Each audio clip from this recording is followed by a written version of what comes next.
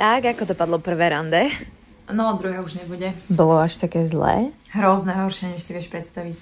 Dobre, som pripravená. Čo sa stalo? No, povedal, že nechce deti. Počkaj. Ty si sa ho pýtala na deti hneď na prvom rande? A ja mu na to, že tak čo tu teda robíme?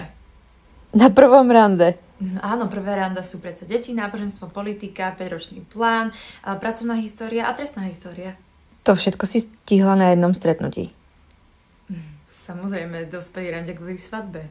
Dobre, ale ľudia sa môžu zmeniť, lepšie ho poznáš. Ja viem, čo chcem. A kedy sa znova uvidíš s Tomášom? Neuvidím. Veď si vravela, že je perfektný. No, bol dokonalý, ale má strašne veľké dlhy. Ty si mu kontrolovala, či má dlhy?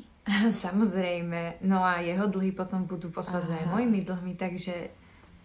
A po svadbe? Veď si ho stretla pred 2 týždňami. Ja viem, verila by si tomu, že som stratila toľko času?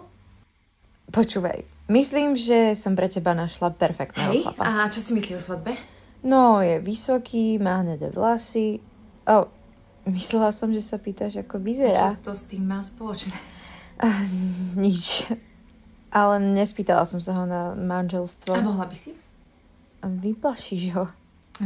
Ak sa on bojí svadby, ja sa bojím jeho.